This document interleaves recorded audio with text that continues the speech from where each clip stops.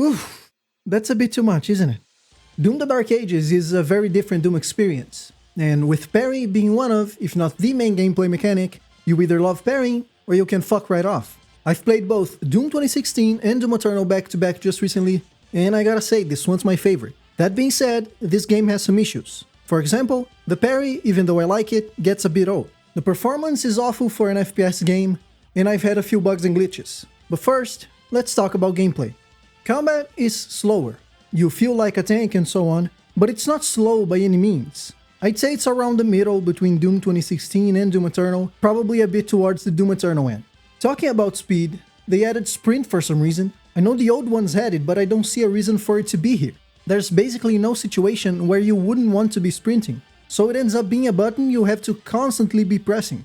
You could just have a faster normal speed, and the game would instantly be better. I feel like this is here just because people are used to sprint buttons and nothing else. A good addition though is the shield. You can throw it as a saw to kill fodder mobs, stun bigger enemies and break shields, you can do a shield bash to deal AoE damage, you can parry, and all of this feels so good.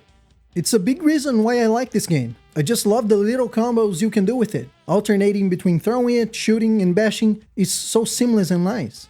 Now, parrying is a bit of a complicated subject. After so many games with parrying, I think a lot of people are just burnt out, which thankfully is not my case, but many are gonna be put off just by the fact of parry being here and it being such a central game mechanic. I'm a bit of a parry connoisseur myself, but even then, towards the end of the game, it was getting a bit old. And if it's too much for someone like me that likes parrying, I can only imagine that it's way too much for the average person. I think this is the biggest issue with this game. And to add to that, the hitboxes are kinda off. Things that hit you don't actually hit you, and that's a big issue on a game that's kind of a bullet hell sometimes. Also, and I don't know if this is because the gun I was using got a damage buff after parries, sometimes I felt like I had to be passive on the combat, waiting for the enemy to attack so I can parry and deal big damage, which, now that I think of it, maybe parrying isn't such a good mechanic for Doom because it tends to make games a little more passive. Now, let's talk about the guns. When I played Doom 2016, I used 5 out of the 6 weapons consistently. Yeah, maybe I used 1 or 2 more than the others, but I would swap frequently. On Doom Eternal, I would just use the shotgun with the grenade mod and the ballista for 95% of the time because there were way too many abilities and guns and I just didn't feel like swapping all the time like a psycho. I was hoping things would get back to how they were on Doom 2016, but if anything, they just got worse. The gunplay and feel are good, some guns feel better than others, but overall they feel impactful and fun. The problem is, there's no reason to use most of them. When I realized the nail gun was OP and the headshots dealt an insane amount of damage with a very generous hitbox, it was the only weapon I used. And it just feels like such a waste to have all these guns, some of which look really cool, and not use them.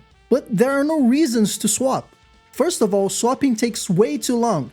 You can't melee while swapping nor use your shield, and at least with the nail gun, you never run out of ammo. Also, why would I use this gun to kill fodder when my shield does a better job? Honestly, I don't know why they give you so many weapons but not reasons to use them. Maybe they intend for you to choose 1 or 2 when they're just options, but that's kinda lame in my opinion. Like I said, I was feeling a little fed up with the parrying towards the end of the game, and I think one of the reasons is that I was using only 1 gun, so the game was a bit stale.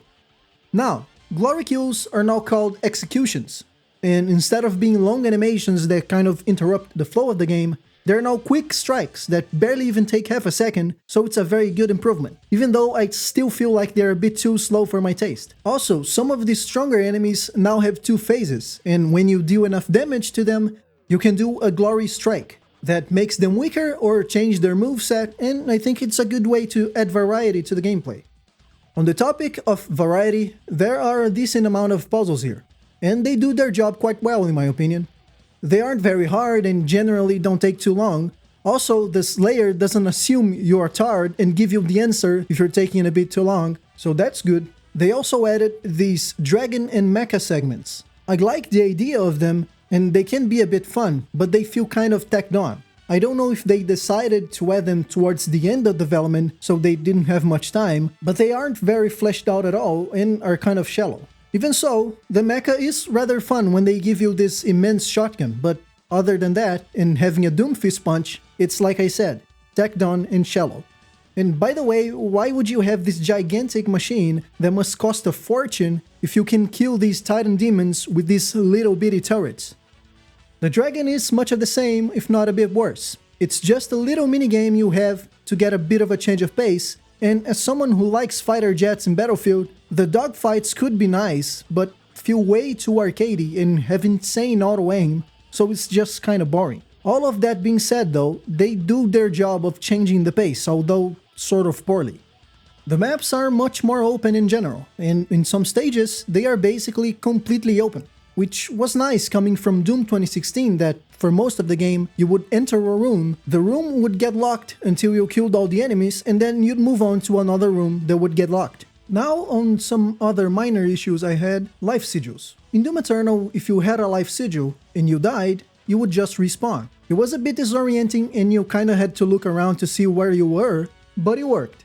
In Doom the Dark Ages, they shove a pop-up on your screen asking you if you want to use a life sigil. And it just doesn't feel right. It kind of interrupts the flow of the game. I would much rather not have life sigils and just respawn from the last checkpoint. The game's a bit buggy sometimes. I've once got into a room and killed the mini-boss that was inside, at which point the battle was supposed to end and the room would be unlocked. But that didn't happen. Instead, enemies kept respawning and I was just circling around killing them. And I thought, am I dumb? Am I retarded? Am I supposed to be doing something? When I realized nothing was gonna happen, I restarted from a checkpoint and did it again. I killed the boss and the same thing happened. What I had to do was restart the whole mission, do it all over again, and then when I got into the room, there were more mobs there. So what happened was, some mobs that were supposed to spawn didn't spawn, and so because I didn't kill them, the battle just didn't end. Another bug I got 2 or 3 times is one where I would throw the shield and it would just vanish. And because the shield is like half of the gameplay and you can't do anything without it, I died like an idiot. These bugs were annoying, but not that big of a deal. As for the story, it made me ponder about the philosophical state of the world and how a human invasion might make humanity see that if it comes together, it can overcome powers that surpass even the imagination of the most creative. I'm gonna be honest, the story and the cutscenes kinda flew over my head, because I wasn't paying much attention to them. Now, nobody should give a damn about story on fucking Doom, but it did a decent job to sell me on the vibe that the Doomslayer is a kind of special weapon. He's sent to the battlefield when things are bleak, he works alone, and is only there to get things done, which is kinda cool and clearly made by men to appeal to men, something that unfortunately is very rare today. If you add up the cutscenes, I think they're not even an hour long, which some would say it's still too much for Doom, but I think it's fine for a 20-hour or so game, especially given the sheer amount of movie games today, like God of War Ragnarok, that half of the goddamn game is cutscenes, and the normies eat the shit up and say it's awesome and the best thing ever made, because for some reason they like to watch movies while holding a PS5 controller. All in all, I like this game, but I can see why some people wouldn't like it. There's just too much pairing, and if you're not that fond of the idea of pairing to begin with, this game is not for you. The thing is, I also like Doom 2016, and in my view, these games kind of fill different niches. Doom the Dark Ages is just a different game, and I can see why some people would say it's not Doom. So in a perfect world, we would have 2 Doom entries. One that's more like Doom 2016, slower, more traditional, and simpler, trying to make the gunplay as tight as possible and the enemy design and level design as good as possible, and the other that's more like Doom the Dark Ages, where they experiment, they try different things. Maybe they add some mechanics that might turn out to be awful or might turn out to be great, but in the end, I know this is wishful thinking.